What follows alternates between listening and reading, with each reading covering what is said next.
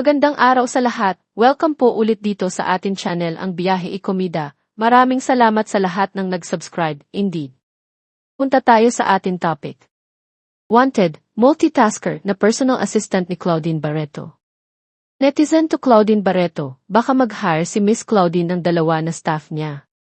Naghahanap ng isang multitasker, personal assistant ang aktres na si Claudine Barreto. Sa Instagram ngayong Miyerkules, November 20, 2024, inanunsyo ni Claudine na naghahanap siya ng katuwang sa kanyang araw-araw na pamumuhay. Ang catch, hindi lang personal assistant ang magiging trabaho nito. Kailangan daw ay may experience ito sa accounting, kayang asikasuhin ang kanyang schedule, pati na ng mga anak niya, kayang patakbuhin ang lahat ng kailangan sa kanyang bahay, at sanay rin sa puyatan.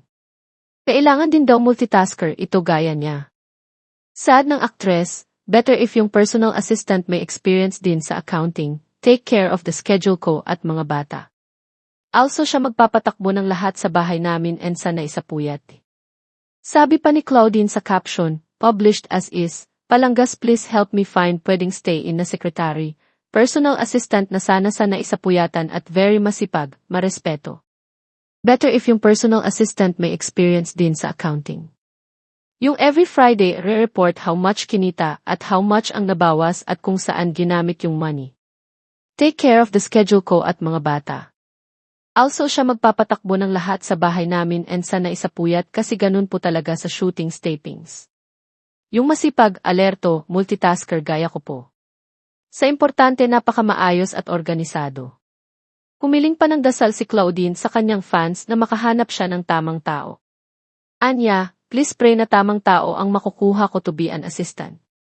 Please send ka ng biodata, resume, and BI clearance.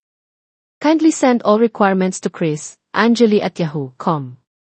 Sana marinig sa inyong lahat ang soonest, praying hands emoji. Ipagdasal po ninyo ang perpektong personal assistant, accountant. Maraming salamat po sa inyo.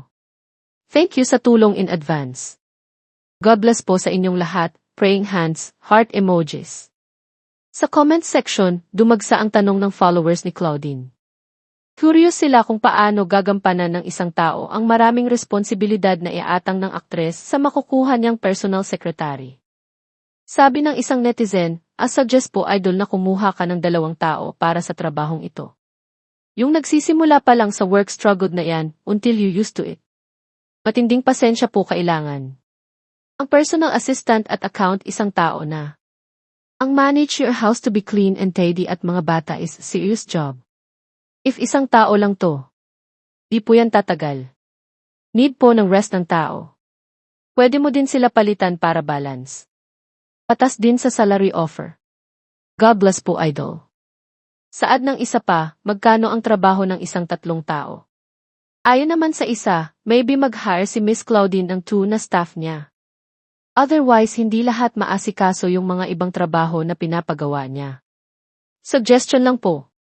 Dagdag pa ng isang netizen, that's so interesting. Personal assistant na pwede iaya for how many kids at puyatan daw.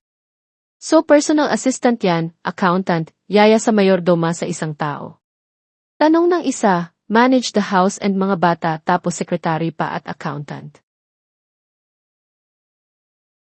Seryoso iisang tao lang for that job tapos sanay pa daw sa puyatan and multitasking. Wala pang sagot si Claudine sa tanong ng kanyang followers. At yan ang ating latest showbiz chika update for today. Huwag kalimutan mag-subscribe, click the notification bell for more showbiz chika updates, like and share the video at pakisuportahan po ang ating Facebook page. Maraming salamat sa lahat ng nag-subscribe, indeed. Magandang buhay sa lahat, paalam.